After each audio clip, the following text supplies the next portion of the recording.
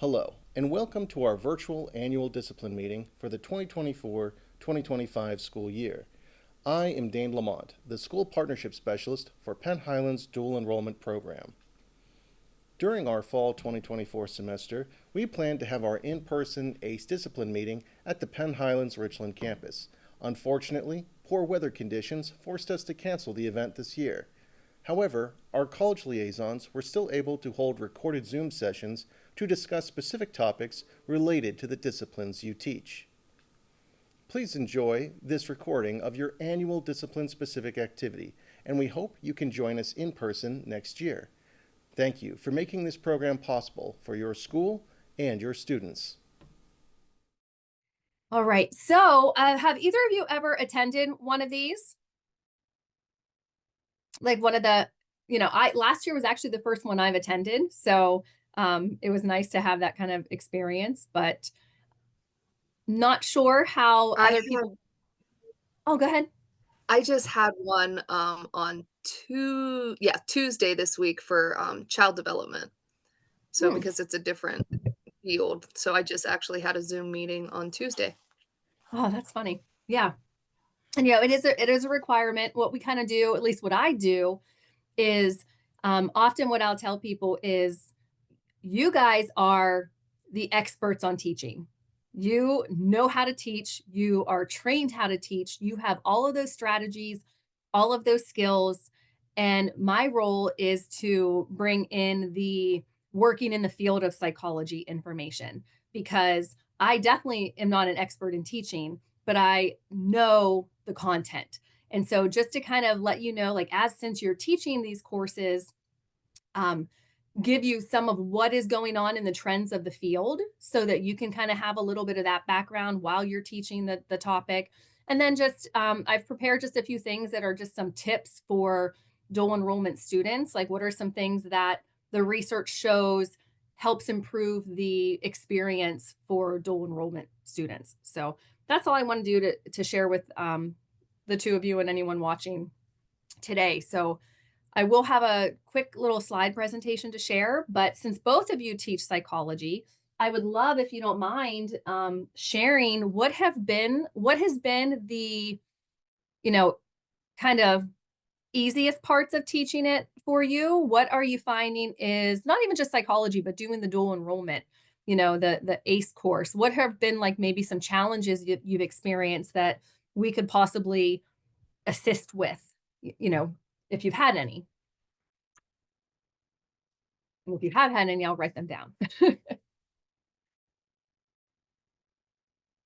How about the easy? What's been kind of, what's been different for you teaching a dual enrollment course compared to teaching a typical high school course, if there has been a difference?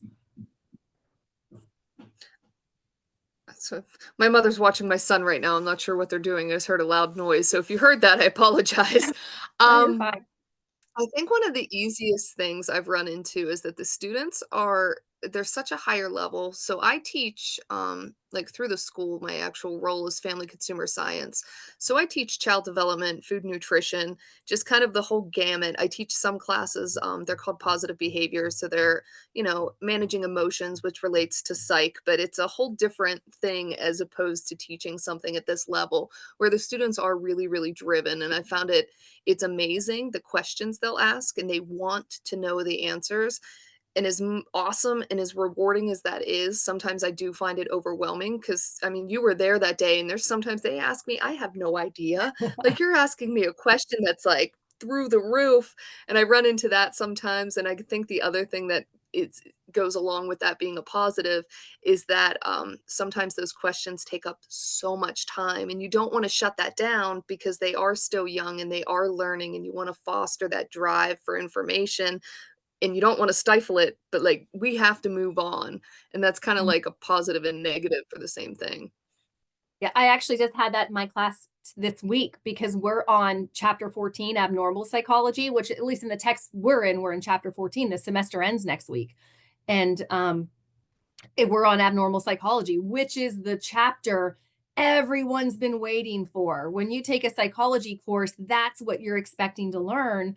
And then they've enjoyed all the other chapters, but I I mean, I only got through a quarter of what I wanted to, but the conversation was so good and so real. And you really get that opportunity to connect the information to real life, which is neat. So we actually, next week's chapter, the final chapter, I'm like, hey, we're just going to continue this chapter. You are all on your own for chapter 15. You have your homework, you have your online quiz. I'm not going to teach or lecture any of it because you're so interested in this chapter. I'm going to finish this chapter's content. And it's so, this chapter is so relevant to life and to what you're going through as college students. So, so yeah, there are times where I'm just like, okay, I want to hear from all of you, but we have to go. We have to move on. Dave, do you have any similar experiences like that? How about your students? Are they, because I have noticed I observe about 5 classes a semester. Um, and there usually is a different demographic because most of them are college bound students. They know that college is their, their next step. Yeah, my students are high level, and the thing that allows me to do is to trust them, to be able to give them group assignments, like doing projects, like putting together videos demonstrating their mastery of the knowledge, mastery of the material. So what we're able to do is let them get out and work at being able to show that they understand the information rather than just sitting and listening to it. And discussions are also at a higher level with the students that we're having in the dual enrollment. Oh, that's so good to hear. And I'll tell you what's nice about the actual college atmosphere. And when you look at all the research, one of the biggest things they'll tell you about the difference between students having a college level course in their high school compared to coming to a college class is having strangers in your class is wonderful. Like most of my students did not grow up together. They're coming from different schools. And so the conversations are even deeper because there's no worry of seeing this person in your next class or everyone knows each other. So it's really neat in the college atmosphere because you have every age. You have 40-year-olds in with 18-year-olds and it's so neat. The conversations are, again, they're just, that's why I'd still do it, because it just keeps me excited for working in the field when you have these students that are so excited. Any barriers or any struggles that either of you have found in teaching the course or using the syllabus or using any material that I can kind of take note and either, find information for you or answer any questions with that?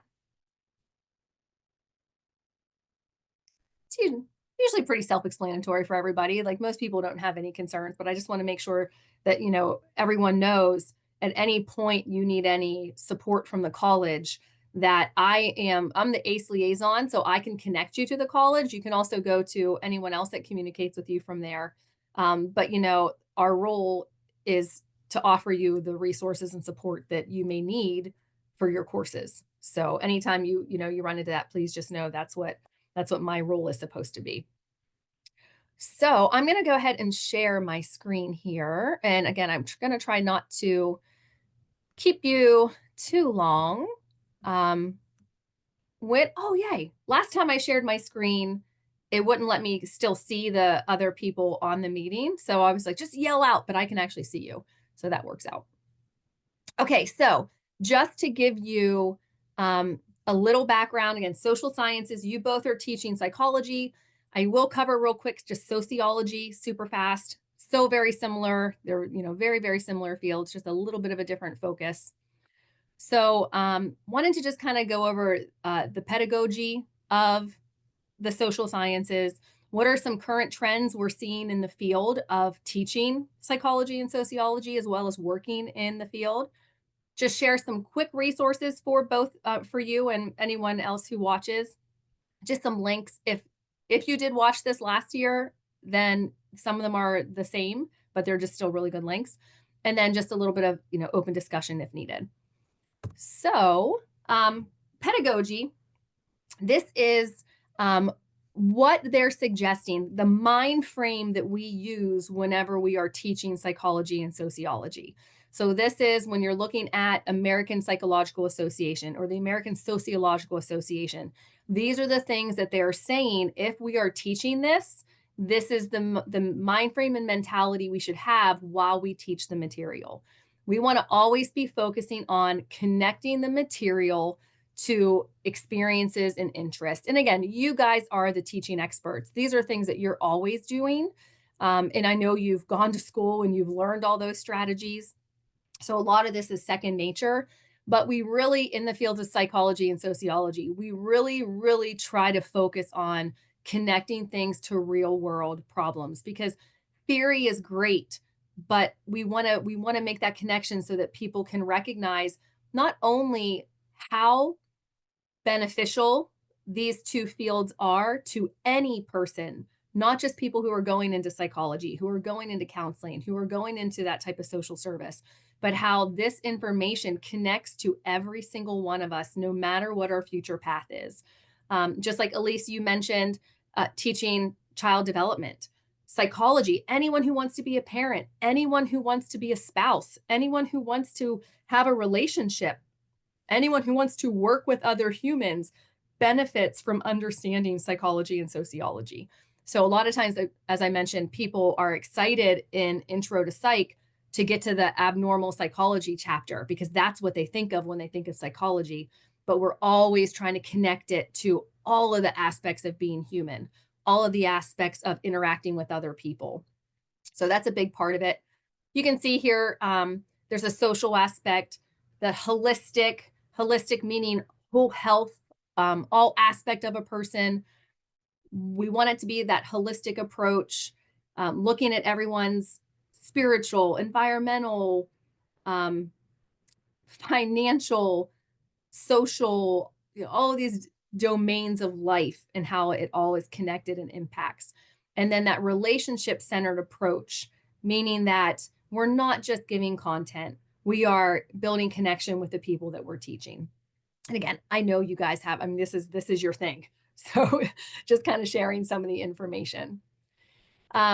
Alignment, we want to align our curriculum with our knowledge and skills. One of the things that we find in these fields, which maybe is different than the field of math. Math is so black and white in most situations. This is how you do it. This is how you don't do it.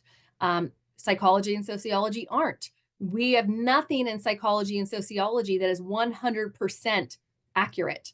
Everything is most likely, or the majority, or evidence shows that the majority follow this pattern, but not everybody follows this pattern, or not everything follows this pattern. So often we're aligning it to our own knowledge and our own skills to kind of give those examples and to show that connection, because it is a little harder than some of those black and white topics. We always want to have that community mind frame, that building a community of learning. Just some of the things that Dave, you were just sharing about the group projects and assignments, demonstrating the knowledge, really helping them when we're teaching psychology and sociology, helping people develop that community mindset of using it to, benefit. You'll see something I have here later is that we're supposed to be benefiting society when we're teaching psychology and sociology. Interest, creating interest by allowing exploration of topics, at least like you said, with the discussion that comes out, those kind of things. The solution focused mindset, this is one of my absolute favorites. This is not just a trend in the field, like the field of teaching psychology and sociology, but it's also a mindset in the treatment of abnormal psychology. So when we talk about the fields of counseling and social work, solution focused mindset, helping people get that mind frame of there are other options, there are other possibilities. If I have this problem, what are all the possible solutions I could have? And that's such a psychological, again, mindset and kind of approach. Being person-centered is a big one. That's a huge trend in psychology as well. When we talk about abnormal psychology, since that's a chapter I'm on, I'm always teaching that we never identify anybody by their diagnosis. We're person first. So a person may experience the symptoms of schizophrenia. We never say someone is schizophrenic because then I'm just identifying that person by their diagnosis, not by the fact that they're a human. So we're always recognize that person-centered. This is a human. What is the human need? What has the human experience been? What has the human's response been? And always recognizing that aspect of the person-centered. Trauma informed. I don't know if trauma informed is a big push in secondary education. Have you guys as teachers been given resources and training on a trauma informed approach in the schools? Because it's a huge trend in my world. And it's really just recognizing that, oh yeah, Sorry. oh, We've that's had right. some Zoom pretty always has a extensive delay. trainings on it just because of the area. Yeah, Mhm. I mean, we've had, I'd say probably over 10 hours training in the past 2 years Yeah. Yeah, that's on, like, wonderful. trauma-informed approaches.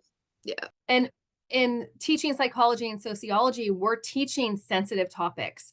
We're teaching things, and I don't just mean the abnormal psychology. You know, when we're teaching development, the chapter on human development, sometimes it's the first time students are recognizing that there is a preferred way that someone is raised or that someone grows up. There's an ideal way, and sometimes it's the first time students are recognizing that they didn't get certain things from their family. They didn't get certain things from their parents. Some of the other topics when we talk about personality, when we talk about perception, like all these different things, there are such new concepts. We always want to keep in mind that 60%, 60 to 70% of people, actually it's one in five people in the United States have some type of mental health struggle. And of that, we know at least 70% have had some type of traumatic experience in their life. So just always recognizing that there are some people that the topics could be really hard for. So how do we approach that in a sensitive manner? How do we, I don't want to say completely normalize it, but normalize it? How do we make sure that nobody feels as though they're being, pointed out with an experience that they've had or something like that. So just that sensitivity of recognizing that a lot of the people we're teaching this information to, the information can be very sensitive and even could be triggering to them. And then lastly, psychology and sociology as a pedagogy themselves. And it's really just saying that this mind frame, this psychological mind frame can be an entire teaching strategy, and how they encourage us to kind of use the information we're teaching to integrate it into not the content we're teaching, integrate it into the mind frame of or the, approach we have when we teach. So all this information we learn in psychology, how do we use it to then teach it and to model it? So there's a link on there, but I actually have it on another page for you too, and I think you'll probably get this all emailed to you. So some philosophical principles, these were actually just released, and this is the philosophical principles of teaching psychology and sociology. They are just kind of reminding us that teaching social sciences is a transformative pursuit. Every student that takes this class will experience some type of transformation, whether that, some type of personal transformation, a transformation of the way they view things, the way they think about things, transformation in their knowledge or those preconceived notions that they had about certain things. So it's a very, very transformative pursuit that will hopefully lead to transformation outside of themselves eventually. It is an inclusive discipline in the field of psychology and sociology. We are working very hard to recognize diversity, equity, and inclusion. I will say that I've done a few certifications with diversity, equity, inclusion, and most places are doing it wrong. So a lot of people think that diversity, equity, inclusion means that you have to exclude the majority. And I'm like, no, no, no. It's just recognizing that everybody is different, making sure everybody knows that they are welcome to the table, that they have a place at the table, their conversation, their ideas, no matter their beliefs, no matter their culture, no matter their race, their religion, that everybody's information is welcome. And that can be a little bit more difficult in your setting. A college setting, we're working with 18 and older. We don't have the concern of what parents are thinking. I don't have a school board, watching me and being concerned that I'm teaching what's in my textbook, those types of things. But that's a big part of our conversation, is learning about each other's cultures and welcoming those different things in our college classrooms. But again, I know that can be a little bit harder in a high school environment, especially. I grew up in Bellwood, small town, not much cultural diversity, And so in an area where I grew up, I know that can be a harder conversation because there's not a lot of examples to help with inclusivity. As I mentioned before, that I said there would be a place where you would see how psychology and sociology are really supporting a movement towards a fair, just, and equitable society. A lot of what we teach, that is what our goal is in psychology and sociology, is to work towards that. Really transforming our society based on the research and the evidence that the study of psychology and sociology have found. Supporting that diversity of ideas and freedom of expression. One of my absolute favorite answers in my class is, because everybody wants black and white. Everybody wants to know, oh, is this a possibility? Sure is. Well, what about this? That could be it too. I'm always saying, it's the diversity of ideas and the freedom of expression. You're right. That's a great idea, but you're right as well. And it's so neat to have those conversations and help them learn to recognize that like I said, nothing's 100% in psychology or sociology. It's just what we've been able to prove most of the time. Promoting attention to different global perspectives and contributions. This all goes in with that diversity aspect, recognizing that our way is not only the right, is not the only right way, that there's right ways depending on what culture we're in, where we're at on the globe, those types of things. One of the big ones I'm constantly reminding everyone, I don't know about if you guys experience this, but it's really fun when we talk about conditioning, when we get to behavior and we're talking about Pavlov and we're talking about B.F. Skinner, and everyone is so intrigued by the fact that we can kind of alter and adjust people's behaviors. I'm always bringing up the point of ethics, that when you understand this stuff, psychology and sociology are not to be used to mess with people. They are to be used to improve and help. And we talk about ethics and how everything we do has to be from an ethically defensible decision. Can we justify ethically why we did something in this field?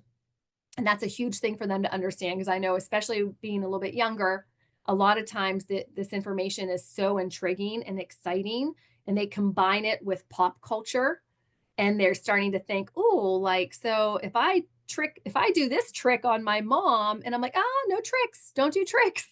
And we try to have those conversations of how, yes, you can practice this skill, but let's talk about how to ethically do it so that you're not tricking somebody. So those are the kind of conversations in introductory psychology that I know I end up having.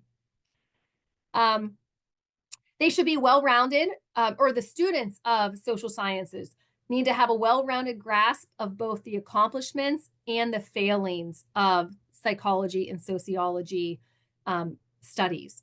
And so that's where we talk about the mistakes that our predecessors made, so that we know that we've learned from them. We won't make those same mistakes again, because every science, when it's starting, had mistakes, had not the most ethical practices, and those types of things happen. Last few on here, undergraduate programs. And so you guys, that is the dual enrollment, that's an undergraduate program. That's a college course. So we need to do a better job of preparing students who enter the workforce after graduation. And with introductory to psychology and sociology, it's recognizing, as I mentioned earlier, not just the people who think they're going into those fields, but how can we learn from the students that are in our class what their future goals are if they know, and how can we connect the information to their future goals? So they're much more prepared to understand how this information can transfer over into their work life outside of school. And then last one, a big thing that we do as instructors teaching this content is helping to correct whatever the misperceptions are of it, which I know has been a hard battle sometimes, but I think it is getting better. As long as I've been doing this, people are understanding and recognizing psychology and sociology as sciences. And for a while, people thought they were fads, or they thought they were fluff, I think is a term I've heard people say. And I'm like, actually, the scientific method is employed in all of the things that we teach, and all came from the scientific method. Any thoughts or questions on any of that information? All right. So just real quick, this is just going to look at these things quickly. Again, some of the trends in psychology right now. We are seeing an extreme growth in the field of psychology in reducing stigma on abnormal psychology. That is such a push right now. COVID actually did help that a little bit, because we had people who had never sought mental health support, or who didn't believe that mental health struggles were real, were struggling, and recognizing COVID really opened eyes of a lot of people that thought they were, to use the term, too strong to have a mental health struggle. Now they're recognizing that, oh, anyone can have a mental health struggle. These situations do happen. So a lot of focus right now on reducing the stigma associated with mental health and abnormal psychology. We know that when we reduce stigma, we increase people getting help. So that's one of the big aspects. And then another thing is there's just an increased need right now. So those people that are looking to go into the field, so that you would know if someone's hoping to go to college, to study psychology, to be a counselor, to be a therapist, there's always one in the room that wants to be a forensic psychologist. Everybody wants to work and do criminal minds. I will say, actually, in Greensburg, the state police lab is hiring forensic psychologists right now and forensic lab workers. But there's such a need right now for counselors and therapists that the employment numbers that are going to be available for anyone who's going to school are just outrageous. That anyone who goes to school and gets a degree in psychology, continues for counseling, is going to find employment, and the pay is getting better and better. It's been a very low paying field for a very, very long time, and it is increasing. So just so that you would know, these are big trends, and we're seeing more of a need for counselors and therapists than researchers and those types of things. So just a few other trends real quick. I'm just going to point out, you can stare at these. I'm just going to point out a few of the trends in the field. We're really looking at reaching a wider audience, not just people interested in psychology, but just like I mentioned, how we're teaching students who might not go into psychology, but are taking this as a college level course because it's going to count as a gen ed. We are trying to reach people in different fields, reach people in different capacities, and help them understand psychology and understand sociology, and how everything impacts, everything we do impacts our society. Our society impacts everything we do. The people you spend your time with are going to impact your future, those types of things. We're really trying to focus on children's mental health and workforce well-being. There's a big push in today's society for work satisfaction, more so than in the past. So a lot of psychologists are actually leaving universities to go work for private companies, mainly for workplace well-being, diversity, equity, and inclusion, those type of initiatives. It's all about keeping employees satisfied, because we're losing employees. Nobody can keep employees. No one is staying in jobs like we did 50 years ago. So that's where a lot of the trend is going. Entertainment and sports, that's a big push. We're recognizing the toll that those working in entertainment and those working, those professional athletes, the toll that they are experiencing with their mental health and their wellness. So that's a big shift is we're getting more people focusing on that type of psychology, that type of counseling, as well as just those strategies for helping athletes to have better performance. We used to just focus on the physical performance. Now we're recognizing that how do we help them with their mental performance so they can perform better physically. And then the last one I'm going to point out is just this recovery oriented, because this is a big, big, big one in the field of psychology. We're starting to get away from a medical view of mental health and abnormal psychology and those types of things. And we're having more of a recovery oriented, meaning the medical model always said, what are your symptoms? Let's get rid of them. The recovery model is saying, what are your struggles? How do we help you cope with them so that you can live well and live the way you want to, even if you still have these struggles? So we're recognizing that you don't have to fix everything. You just have to equip people to manage them to live the life they want to live. And so we're having that in every aspect of psychology as we're trying to turn to that person-centered, recovery-oriented. Let's focus on solutions. Let's focus on wellness. Let's focus on overcoming and coping, not just eliminating symptoms or eliminating struggles or eliminating or fixing something that we think is wrong, which has kind of been what we've done in the past. So, any questions on that? All right, real quick, just some sociology. I know the two of you aren't teaching sociology, but for anyone who might be jumping in on here, the big trends in sociology are technology and how technology is changing our society.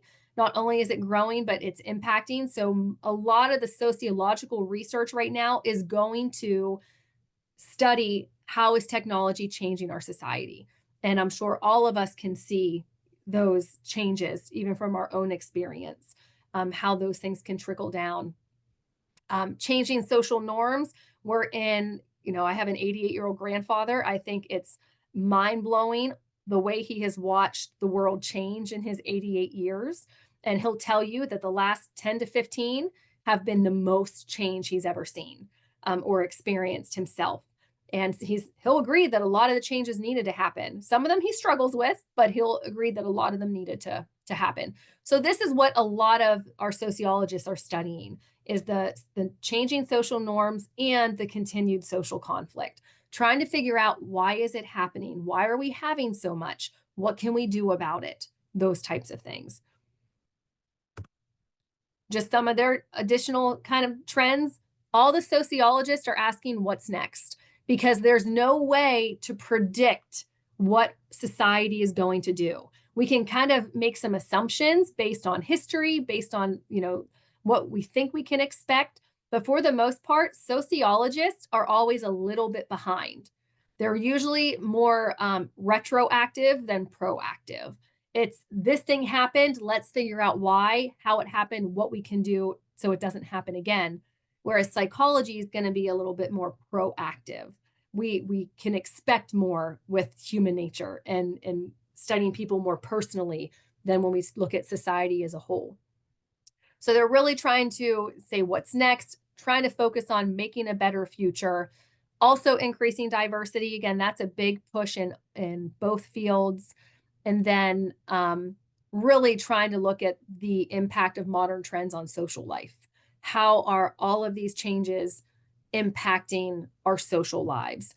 And you are working with high school students. I'm guessing that it is very different than when you went to high school.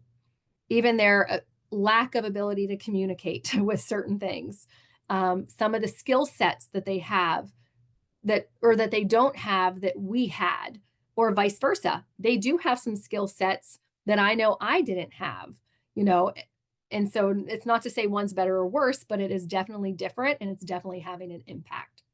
So again, sociology is always a little bit behind because they're playing catch up, trying to understand the things that are occurring. So really kind of last thing I wanted to look at is looking at that positive dual enrollment experience. And what they're acknowledging in all the research is recognizing that it is so beneficial to be able to take college courses in high school. We know the benefits of that. I love that both of you just recognized that your students are at a higher level that are taking these courses. They are probably more driven. They know that they're taking this because they want credits because they're going to go to college. They've met the standards to be dual enrolled. So they have a lot of those kind of things going for them. But you're in an environment that it could make it difficult to really pinpoint that it's a college class, other than having to constantly say, remember, this is a college course. So one of the things that you'll see kind of a theme here that they're recognizing is trying to find out how to make your class, that dual enrollment class, stand out to those students as being a college course and not just a class they're taking in high school that gets them more credits. So before I kind of go over this, I'm wondering, do either of you have you found ways, or are you practicing things that are really helping you differentiate that class that's a dual enrollment class from those that aren't? And it's okay if you're not, because this might be a new concept. I would say the first thing that distinguishes this course is the text. So they're seeing right from the beginning, the textbook is going to be different than what they've seen before. And I try and make sure that whenever students are coming into the class, they understand that the requirements are going to be a little bit different than what they've seen. The reading is going to be different. The paper is going to be different. It's just going to be a different experience for them because it is a college level course. Great. And it is a little different. As much as I get to go and observe and see how everyone's doing, a lot of people will say that paper's a killer because most high school students are using MLA. Anything that's in psychology or sociology has to follow APA, especially if they want to continue and be a psychology major, then they need to have that APA. But that is a big thing that'll distinguish it.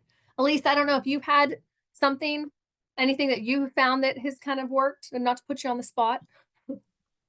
No, that's okay. Um, it's kind of tough because I told you I teach a whole gamut of different subjects, but my classrooms always run off of just respect for each other. So that kind of dynamic's already in there. Most of my students have had me for around 5 years because I teach 7th through 12th grade. So most of them have had me for quite a few years. So that kind of like underlying attitude that I expect them to walk in with, they already have. So, like, setting it apart, like, atmosphere-wise is kinda hard for me to pinpoint something. I have to agree with Yeah. Dave, the text kinda sets the it's a game changer, it's different. And I think too, just some of the expectations, the language that we use is different. I will say I do teach in a more formal tone. I don't know if that makes sense, Oh my gosh, even though yeah. you've observed me and it's still really laid back. Yeah. But, just the language use is different. I'm using the actual formal technology. I don't always go through and, reword it 5 times for the same word like I might do if I were teaching that at a high school level. So the expectation that they've read and they understand before, and this is more of a discussion, and it's taken them a while, but they're kind of picking up on that now. Yeah. Yeah, great. Well, I can tell you some of the suggestions on here that I know I have researched and found. I mean, they're giving this, and then they gave some examples and things as I was researching and looking for some more information here. Easing the worry by highlighting the success of previous dual enrollment students. So, sometimes, like, I know some people were suggesting if you can have like a wall of fame, whether that is of students who, as you've taught, they were dual enrolled and here's where they are now. I know some schools do that, like with alumni and everything. Anytime you can share previous projects that were successful, that if students are feeling a little overwhelmed because it does look a little bit different. I think that a big thing is a lot of teachers will tell you they try to make the dual enrollment students be a little more independent because they know in college you're getting this information in a shorter amount of time. Like I know for me, and I try to set my students up for as much success as I can, but they get a syllabus. All of their assignments are online, and everything that is with their due dates, everything is all right there. And the first day of class, I go over it and I show them every resource and I show them how everything they need to be successful is right here in their learning management system. I give them a paper printout of a calendar of what the week is, what topic, what chapter we're going over in class, what assignments they have due at the end of the week. I do give everything. Then I'm done. And I tell them, I won't tell you much of this again unless you come and ask me, because everything you need is right here. I want you to practice using the resources that are available to you. And so that's a big thing, is, a big change for students in these dual enrollment classes, is how much independence they need to have on, not everything, but on some things. So just highlighting success, kind of building that up. A big thing that they suggested is helping students develop a college mindset. A lot of the students, as I mentioned, they're meeting the academic qualifications to be in these courses, and they're doing well there. But we teach psychology. We know their brains are still developing.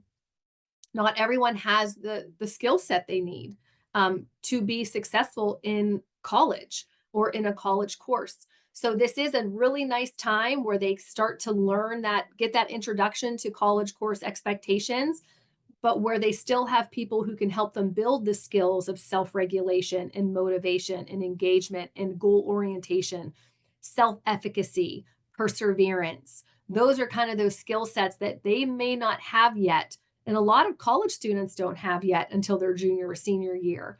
So anything we can do to kind of build that can really improve the dual enrollment students' experience and really help prepare them for the next step when they have to take these classes outside of kind of the more safety of their high school setting. This was kind of my favorite that I read, the distinguishing the course as a college course. How can you distinguish yourself as a college teacher? These are not my suggestions. These are suggestions that I found in researching. There were some that said, whenever they are, when the students are reaching out to them in their college course, they call them professor. They say professor. Or if they email them, hi, professor, because that's so much what you're going to do in college. You're going to say professor so-and-so, or however they want to term them. So they'll have a higher expectation of how they email them or how they contact them.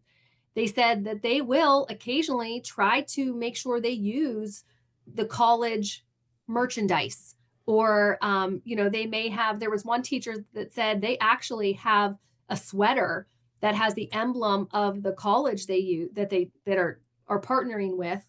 And when they teach that class, they wear that sweater because it has the emblem, and they feel like it reminds the students of, this is a college class. The class you're taking right now, although it's in this school, it's credits for this school, so they're just trying to find unique little ways to try to really encourage and empower the students that they're taking a college course. Just so happens to be at a different location and with someone they might recognize. So those were some suggestions. They said about distinguishing your class as a college class compared to high school courses you may teach. Kind of the same thing. What can you change in the environment? Is there anything during that class that you can change in the environment that distinguishes it from being the typical high school setting to a college setting? I don't know if anyone has any ideas on how you could possibly do that, even if you're not doing it now. It might not be realistic too. Suggestions are great, but they're not always realistic. You said about the college on the emblem on the sweatshirt, but it just made me think about making a poster sign and kind of putting it up above in one of the walls, just so it's Penn Highlands College. And then all of a sudden it kind of transforms that room, because we use a computer lab, so the walls are already Mhm. blank. There's not a lot up there. It's kind of impersonal already, because I know a lot of college classrooms are. But adding that up there, it's something small, easy to do, but it's also that reminder. So I think I'm gonna do that actually tomorrow. Yeah. And I was just thinking too, like, in some of the rooms I've been in, there's, everyone has a, smart board or a projector of some sort anymore, that it's like, oh, I wonder how I could how you could scroll the Penn Highlands social media at the beginning of the class, like just have it running as they come in. They're seeing the most recent post on Penn Highlands social media. Or, is there something that we can develop at the college that could help as a resource to, our dual enrollment instructors of like, hey, here's some resources for the students to help connect them to the college that they're taking these courses through. I'm going to write that down. We can see what we can maybe help with some of those. Like, make sure these students, can they get a sticker? Can they get some type of something that is just, recognizing that you're taking college, you are a college student right now. You're taking college courses. So I thought that was a really cool suggestion and how to really try to help these students feel empowered by the fact that they're taking these college courses, trying to adjust something that really distinguishes it and makes it different. And then lastly, the connecting with colleagues. As I mentioned, you guys are the teaching experts. So if there is a colleague at obviously Penn Highlands is who you're doing this through. I am your ACE liaison. Like, I am somebody that if you need resources, if you need a speaker, if you need something like that, like, you can use me or one of the other psychology people at the community college. Maybe you want to build something in and you want to have one of us come in because there's something relevant or interesting, or who knows, like, don't hesitate to do that. If you're allowed, if you're allowed to bring that in, anything that can, make you feel connected too. So you don't feel like, oh, I'm teaching this course, but I really don't have any connection to the course or to the college or anything like that.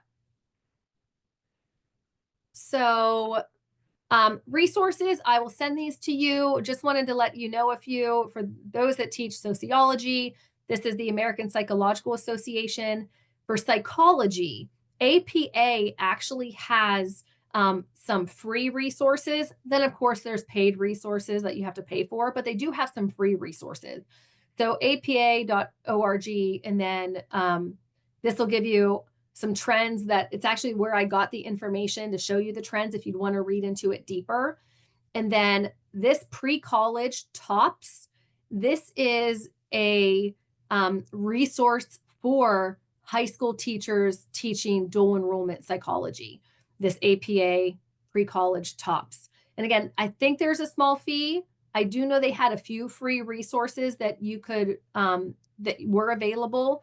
But then if you wanted to, pay for the membership, which I don't pay for the membership, so I understand if you don't pay for the membership, but there are still some free things on there that are just a really cool resource. And then same with teachpsych.org.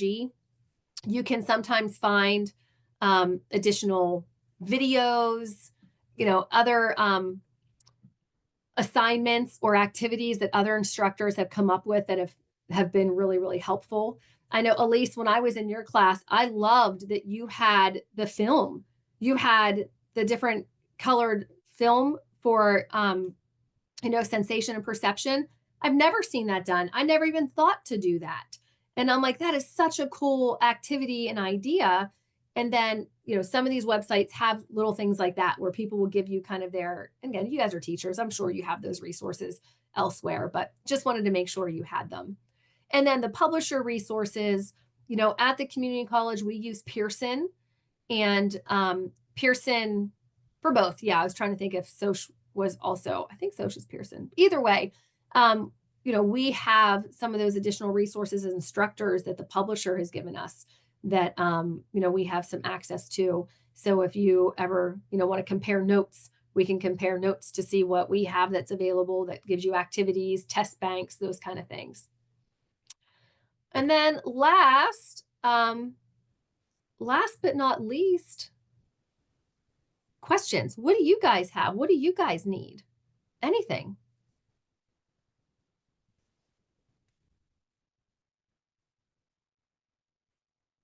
I kind of touched base on some of this at the beginning, just kind of, I just asked if you had those questions or if you had anything, any barriers. With the syllabus, if either of you don't have it, let me know and I can make sure that it gets emailed to you, because I can send that to you immediately. That is one of the ways that I think does differentiate too. I know some of my daughter's teachers, she's a senior. Some of them have a syllabus and they provide that, and she's required kind of to help, her prepare for college, that she has to use that. But if you have any questions with the syllabus, same with assignments. I know I have a rubric for the research paper that the college gave me. So if you don't have that, I can make sure you get that as well, so that we're all using the same rubric and the same instructions for the paper. I will tell you, when it comes to the paper draft for psychology, I know all of us do it a little bit different, and that's okay. There's no real guidelines for the draft. You get to have a little bit of freedom on how you do the draft. There's not, I don't have a specific syllabus, or it's not a rubric that anyone's given me. For sociology, the assignments, I know there's a sociological analysis project and annotated bibliographies. The annotated bibliographies are a little more black and white, but the sociological analysis project, there's freedom in doing that. So if anyone ever has questions or wants to, again, compare notes on, what instructions I'm giving, how am I doing that, I'm happy to share those. Resources, again, if you need any resources, any additional, please don't hesitate to let me know, and I'll gather what I can to send to you. And then this last one is the assessment, which is just for sociology this semester. So I won't make you two stay on here and watch it. So if you if you have any questions or if you have anything else. I don't have any questions, Professor. No, we're just going to do the best we can to make sure that we're giving our students what they need. That's what I think we're all doing. We're all trying to. So yeah, if the two of you, if you don't have any questions, I thank you for attending. I thank you for listening to me talk at you for an hour. Feel free, if you have feedback of information that you would need or that you think other teachers need at these annual meetings, let me know so I can cater next year's to, what are some needs that the instructors have, instead of just kind of giving that little rundown of what's really going on in the field. I'd like it to be helpful. So if there are some things you can think of, please let me know. If not, feel free to sign off, and I'm going to go over the rest. That's for sociology. And I just hate to make you sit around for that. Thank you, Professor. Have a good night. Yes. Hey, same to you. Nice to meet you. And Elise, I will email you. Thank you. All right. Okay, sounds good. All right. Take care. Have a good night. All right. So for those of you that are staying on, I'm just going to go through and look at the assessment real quick for sociology. So if you are teaching sociology, the assessment right now, which we ask the ACE instructors to submit, is looking specifically at the annotated bibliographies. So you should have received this if you're teaching Intro to Sociology. You would have received this from the college. And if you didn't, you can let me know. My email's just jpeacock@pennhighlands.edu. And so all you're doing is following this assessment, and we're assessing to see, you can see here, what's the assessment measurement. Students will submit annotated bibliographies written on peer-reviewed articles and identify a sociological paradigm relevant to the focus of the article. So I will point out, one of the things that I know some instructors have told me that has been confusing for them is, what do we mean by peer-reviewed? So the scientific method to help maintain ethics, when we talk ethics and integrity, when we talk about the scientific method and the scientific method and research projects, is that there is a peer-reviewed aspect to that, meaning that if I'm doing psychological research, I can't just portray my opinion. Let's say I do a research study, and that research study, I don't like the findings. So I decide I'm going to reword it a little bit. I'm not going to lie, but I'm going to word it so that I'm just sharing the parts that I think are beneficial, and I'm not sharing the parts that I don't like. That's not ethical. And so a peer-reviewed means that there were other colleagues monitoring that research and making sure that the researcher was following all of the ethics and integrity of the scientific method. That peer reviewer is making sure that that researcher is providing all of the information that's favorable and the information that they're not too happy about. So that's why peer reviewed is so important, because it's eliminating, if it's not peer reviewed, a person can just portray what they want to portray from their information. So when you're seeking those articles out, you want to really teach students what peer reviewed means. And excuse me, you can find peer reviewed by filtering. And I know a lot of schools use EBSCOhost, those kind of things. Even if they use Google Scholar, there's in the advanced search area, there's an area to put peer reviewed. So you really want to make sure they're doing that, because at the college course, that is a big aspect, is making sure it's a peer reviewed article, and that'll continue through their college experience. So the target is that 80% of students will complete the assignment with a success rate of a 70% or better. So you are just filling this in. This is your school district. This is your name. When did they have the annotated bibliographies due? How many students completed them that are ACE enrolled students? How many met the target level, meaning how many received a 70% or higher? And then if any did not meet that 70% or higher, how many? And then you're just going to give a little feedback. How is the measure implemented in your class? You may have just said that students were given instructions on how to complete annotated bibliographies, were provided resources, and received instruction on how to complete them. However you had them turn in, those types of things. And then what factors do you feel impacted the success level for the measure? So that is all you're doing. It is just you identifying if that target was met or not. If it wasn't, what do you think? Even if it was, what do you think? So that is the assessment. This time around is for SOC 200. If you have questions, don't hesitate to ask. If not, I think that is all. So I kept it to 1 hour, which is pretty good for me because I'm wordy. If you have questions, like I said, don't hesitate to contact me or anyone else that's a contact for you at the community college. Again, my email's jpeacock, just like the bird, @pennhighlands.edu. And thank you much. Have a good one.